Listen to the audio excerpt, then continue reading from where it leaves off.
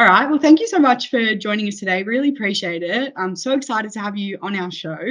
But firstly, I wanted to ask you how you're finding life on the Gold Coast.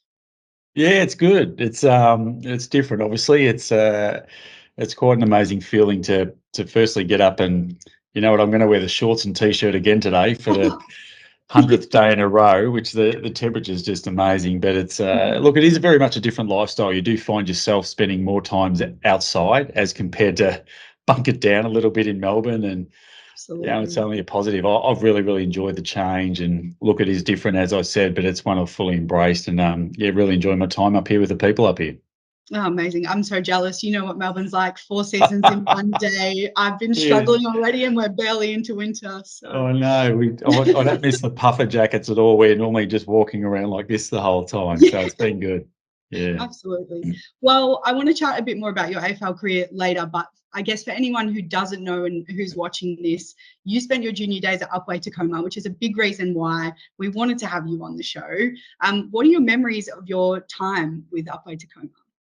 Yeah, it was. I always loved my time at Upway. It was one of the best times of my life. I sort of think about when I grew up. Obviously, there was school, and then there was your footy club and netball club. It is now too. They're joined at the hip, which is exciting. But yeah, it was such a big part of my life growing up. I still firmly believe outside your parents, your footy club is the next group of parents that bring you up and bring you through your junior ranks, and not only in your morals and values of life, but in your journey as well. And look, I just loved it. We had a group of mates that would obviously played throughout a junior career there. We'd obviously play in the streets and then couldn't wait to get to footy training, and then the annual tradition of Friday night fish and chips on the way home, sort of thing. So it was a really pleasant time in my life that I thoroughly enjoyed, and I look back on it with fond memories. And it's one of the things I miss. I'm fortunate enough to be in the football industry, but the local footy club mentality, there's not many things that beat that, I think. Yeah, that's I guess to your point as well. Like we've actually tried to have a real focus this year on celebrating like coaches, volunteers, committee members, because we know that really at the heart of those clubs, we're relying on people like that to run most of it. Even though we have a staff and a competition and Yeah. everything like that, there's a big reliance on those people. Is there anybody that you remember from Upway Tacoma that sticks out in your mind from that point of view?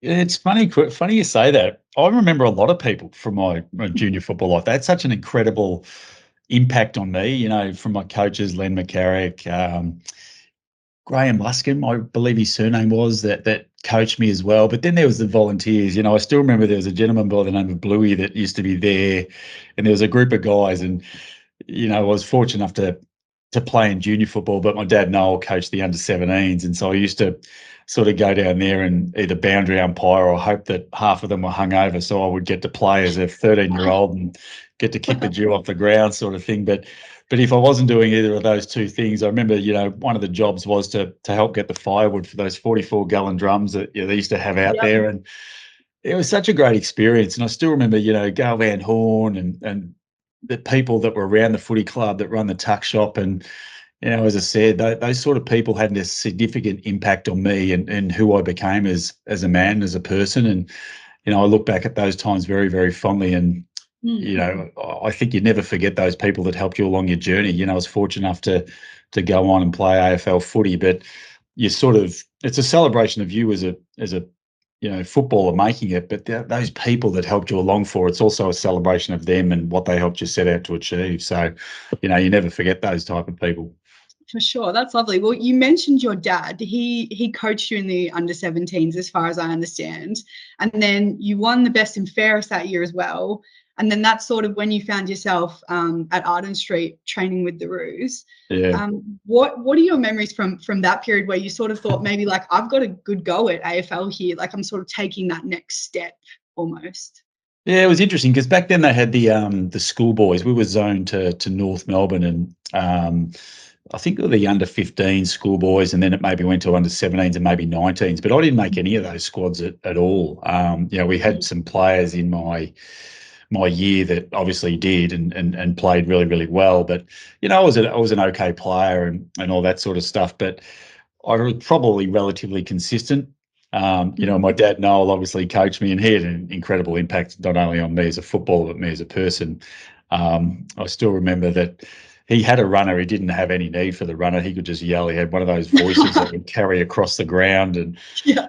I always found he was always yelling at me all the time. I thought, God, why are you always yelling at me? But that's what a father does to his son, I suppose, when he's trying to get him to go. But yeah, I was fortunate enough. You know, we won a premiership in my second year of under 17s, and you know, then I was lucky enough to go to North Melbourne, down to Arden Street. And yeah, it's funny, I was listening to Rory Sloane, the great Rory Sloane, another Upwey Tigers boy, talk the other night. And you know, one of the incredible players, not only in AFL but also Upwey-Tecoma, and he was saying one of his great regrets, he never got to play a senior game of football at Upwey. And I was exactly the same, and I still remember they asked me one of my big regrets, and it was not to play. You know, we had such a strong side back then. You know, they won a lot of premierships as a senior side, and I was very fortunate enough to play a couple of games of reserves. But it is still one of my great regrets. I never got to don the Mighty Tigers jumper for one senior game of of league footy. There's still time, Dimma. You could Oh, you're kidding, Arthur. Have you seen me run? There's not a chance. Not a chance. After that, you were still playing 19s at Upway Tacoma, is that right? And then you were the captain at that time, is what I've read. No, I can't remember, because I left at 17s and then went to North Melbourne. So because what happened, it all changed. Because I think, I'm not even sure, is there an under 19s at Upwey now, or is it just under 17s still? Under 17s? No, there is a 19. So there's actually not even a 17s anymore. There's an 18s and a 19s. Yeah, so the whole thing changed, because it used to be, because I finished my second year at under 17s and then basically went straight to North Melbourne after that. So, you know, I was very fortunate to play under the great Dennis Pagan there, and was fortunate enough to win another 2 premierships with North Melbourne under 19s, which was just incredible. And you know, some of the players I played with then or were around them was, you know, part of the reason North Melbourne went on to a very successful period as well. But you know, it was challenged, because at that stage I was finishing year 12, my first year at under 19s, and then the second year I got accepted into university at Warrnambool. So I was living up at Warrnambool, then catching the train down twice a week to train with the 19s, and catching the train back. So I only lasted, I think, 8 months. It was just too hard, and I thought, if I'm going to give footy a chance, I'll have to commit back in Melbourne. So yeah, it was a little bit of a challenge, but it was an exciting time at the same time. So I really enjoyed my time there. That's awesome. And then you get picked up by Essendon. The first time that you run out and you debut, I know it's probably hard to describe, but can you try and describe what that feeling's like?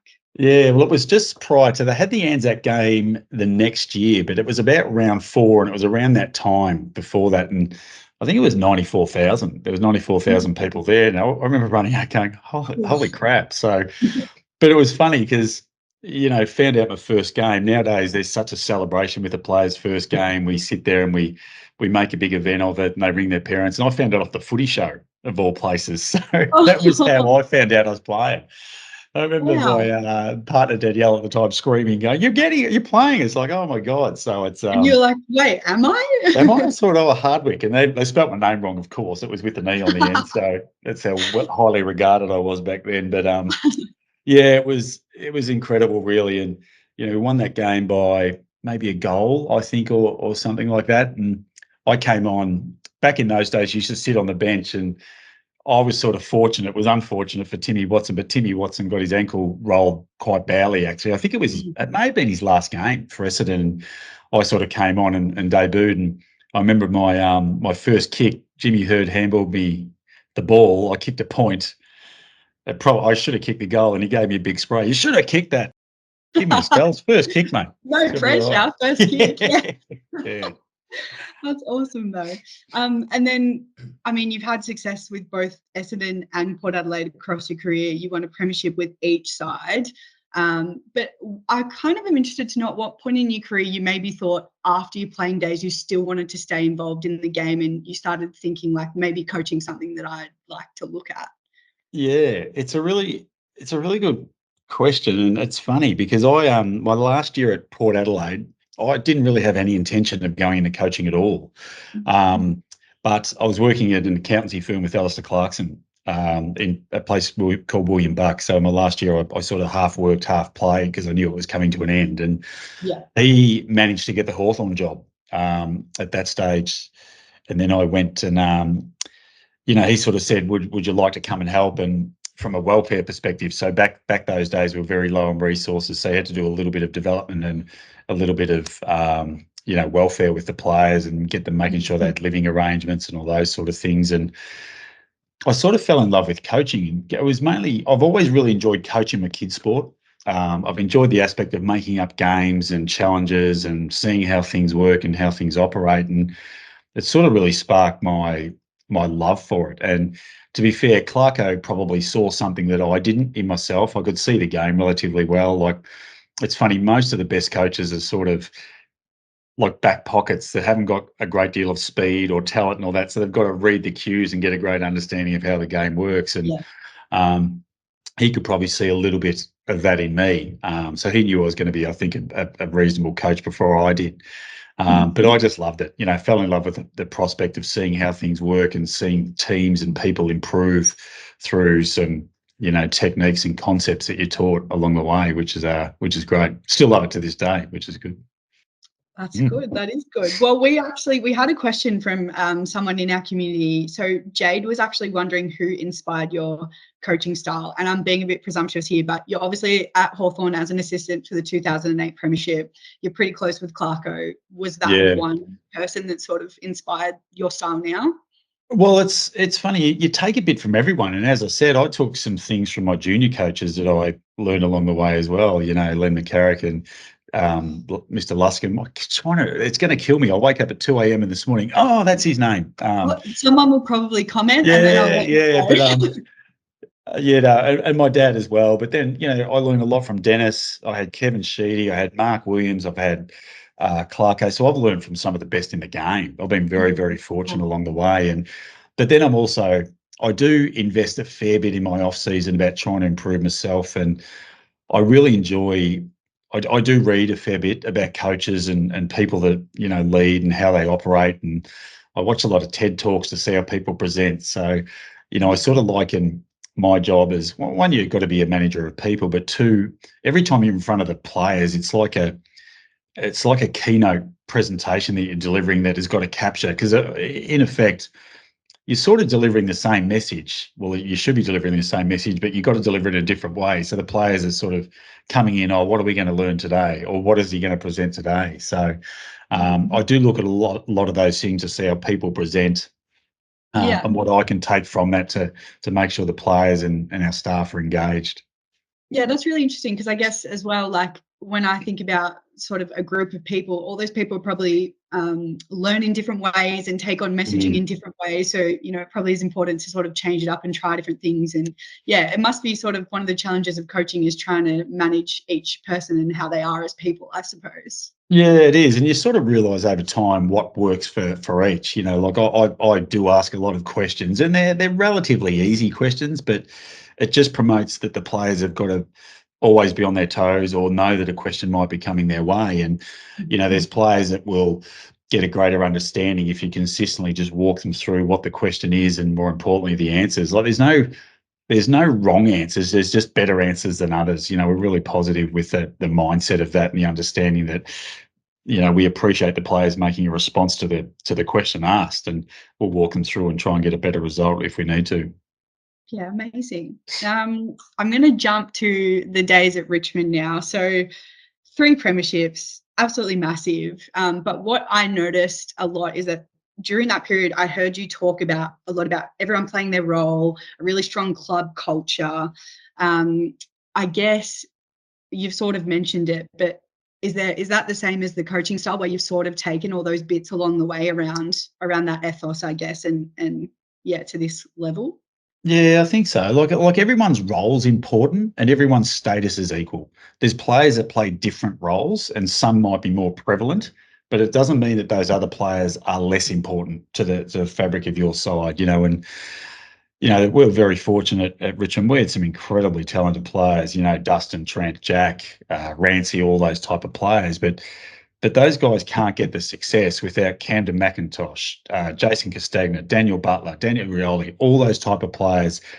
I'll feel bad because I'll leave players out that I should be mentioning, but those sort of players, they play a role that allows those other guys to perform their job. And the job of a coach is to make sure those players understand how important they are and the role that they play, how important that is to the total benefit and effort of the side. So with every, piece of the puzzle sort of thing, or band member within an instrument within a band, they're all important. One of them might seem like it's more important than the others, but you can't get the success without them all playing their part in the team, but also understanding how important they are to the team as well.